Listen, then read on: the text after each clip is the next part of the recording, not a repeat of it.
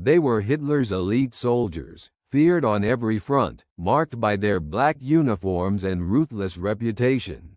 But when the Third Reich collapsed in 1945, their war wasn't over. Some were hunted and tried, others vanished and quietly rebuilt their lives in post-war Germany. Decades later, they would fight one last battle, not with weapons, but over history itself. May 1945. Nazi Germany had fallen. Across Europe, hundreds of thousands of Waffen-SS soldiers were laying down their arms. Once Hitler's so-called elite, they found themselves prisoners of war or fugitives in a shattered continent. In the immediate aftermath of surrender, the Allied powers issued orders for the total dissolution of the SS and all its branches. Units of the Waffen-SS, from frontline divisions like Leibstandarte Adolf Hitler and Das Reich, to auxiliary formations drawn from occupied territories, were rounded up by the British, American and Soviet troops. Thousands were marched into captivity, often in the same uniform that made them a symbol of terror just weeks before. The legal reckoning came quickly. At the Nuremberg trials held from November 1945 to October 1946, prosecutors argued that the entire SS, including the Waffen-SS, had been a key instrument of Nazi crimes. On September 30, 1946, the International Military Tribunal formally declared the SS a criminal organization. That judgment meant that simply belonging to the Waffen-SS could constitute a crime, though exceptions were made for those conscripted after 1943 or proven to have avoided ideological involvement. Denazification courts sprang up across occupied Germany, sorting millions of former Nazis into categories from major offenders to followers. For Waffen-SS members, verdicts depended heavily on rank, theater of service and local politics. A few well-known figures, such as SS Brigadier Führer Kurt Meyer of the 12th SS Panzer Division, were tried and imprisoned for atrocities in France and Belgium. Others faced military tribunals for their roles in Italy, the Balkans or the Eastern Front. But the vast majority of lower-ranking men were released within months, their records marked but their lives largely intact. Conditions in post-war camps were harsh. Many prisoners were kept in improvised enclosures under the open sky, struggling with disease, hunger and uncertainty. Allied authorities, faced with millions of detainees, focused on identifying high-ranking or notorious offenders. Those not immediately prosecuted were gradually released during 1946–47, often with no clear future. Some returned to ruined towns in Germany or Austria, others drifted through displaced persons camps in Allied zones. A minority chose flight. With forged papers and sympathetic networks, a number of ex-Waffen-SS officers escaped Europe altogether. Karl Nicolaus Lech, a former panzer commander, reached Argentina in 1948, where he built a quiet life under Juan Perón's regime. Similar routes took fugitives to Spain, Syria and even Egypt. These escapes later fueled stories of Nazi rat lines, organized by clerical or intelligence circles, claims that remain partly documented, partly debated. For those who stayed, the early post-war years brought disillusionment. The name Waffen had become synonymous with brutality and fanaticism. Their veterans were excluded from employment, pensions, and even from official war grave commemorations. By 1948, Germany's new political authorities, under Allied supervision, still considered the Waffen-SS a criminal entity, not a branch of the army.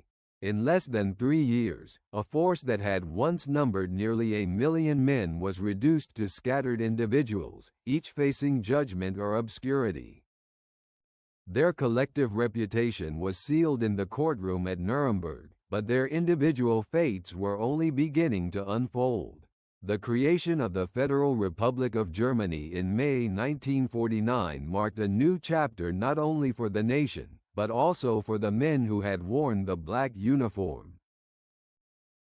The country's first leaders, tasked with rebuilding society under Allied supervision, inherited a population that included hundreds of thousands of former Nazi Party members and soldiers. Among them were many ex-Waffen-SS men, often younger, battle-scarred, and politically toxic. For the Western Allies, the initial stance was clear. The Waffen-SS remained a criminal organization, and its veterans were to be excluded from civil service, pensions, and public employment. But West Germany's rapid reconstruction soon collided with the practical realities of reintegrating millions of demobilized soldiers. As the Cold War deepened, political pragmatism began to outweigh strict denazification.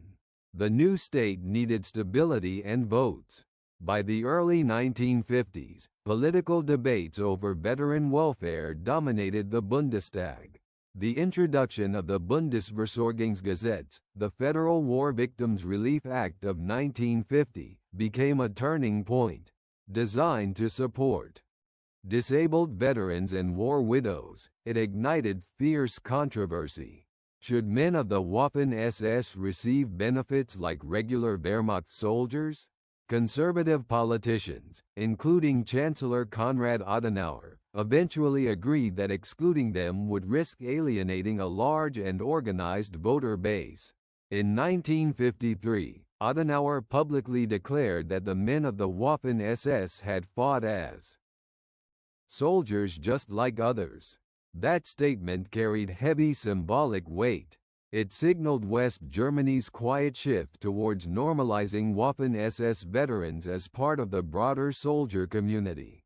In practice, it meant many former SS men could now claim limited pensions, especially those who could show post-1943 conscription rather than voluntary enlistment. By 1956, the issue extended to the newly formed Bundeswehr, West Germany's modern army. The question arose, could ex-SS men serve again? In theory, they could. In practice, only a fraction were accepted. Records show that by September 1956, out of 3,117 former Waffen-SS applicants, just 508 were approved. The rest were rejected for ideological concerns, criminal records, or pressure from Allied advisors, who feared the Bundeswehr could inherit a tainted legacy.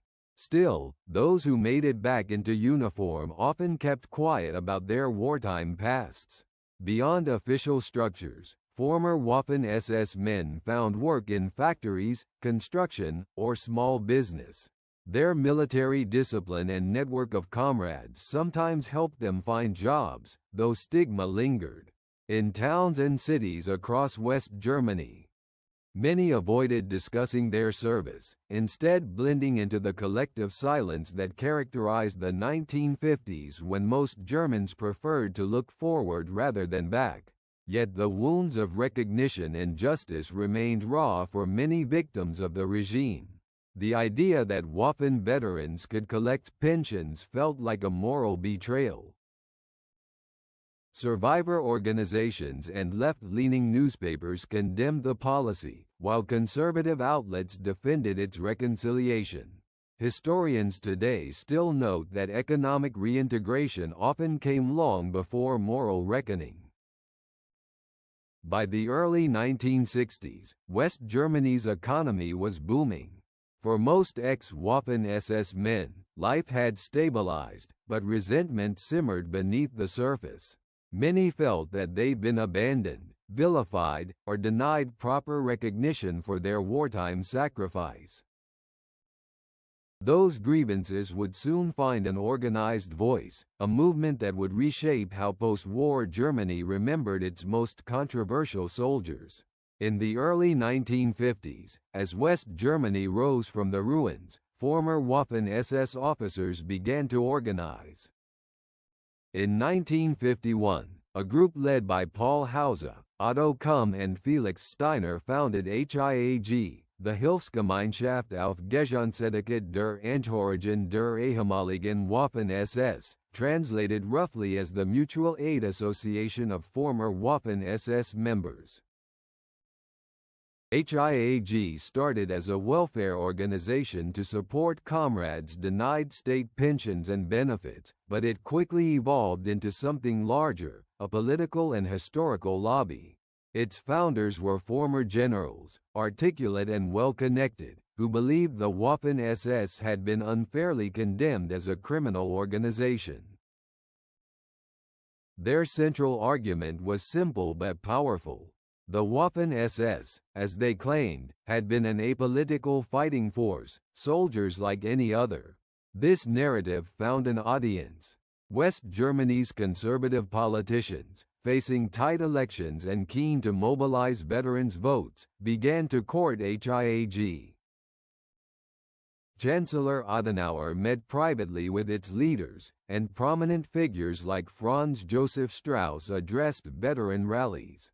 In 1953, Adenauer's public comment that Waffen-SS men had fought as soldiers just like others was partly the result of HIAG lobbying. By the mid-1950s, HIAG had branches across Western Germany and claimed tens of thousands of members.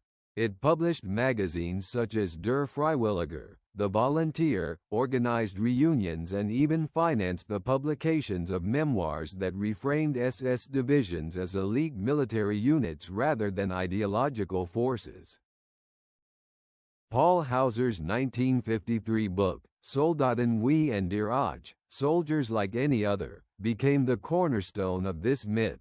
HIAG's influence peaked in the 1960s. Some former SS officers managed to secure public positions, and commemorative events for Waffen-SS divisions were often covered by local media without criticism. But as Germany's younger generation confronted the Nazi past more directly during the 1970s, public tolerance began to erode. Historians and journalists exposed Hayek's revisionist tendencies and its efforts to minimize war crimes. In 1978, a Der Spiegel investigation revealed Hayek's deep political ties and attempts to pressure officials on pension reforms. The scandal marked a turning point. Mainstream political parties began to distance themselves, and Hayek's credibility weakened. Yet the group remained active for another decade, sustained by aging veterans determined to defend their version of history. By the 1980s, Hayek membership was declining. The association fought local battles over memorials and cemetery plaques, while anti-fascist organizations protested Waffen-SS reunions. In 1992, facing dwindling ranks and public disapproval, Hayek officially dissolved.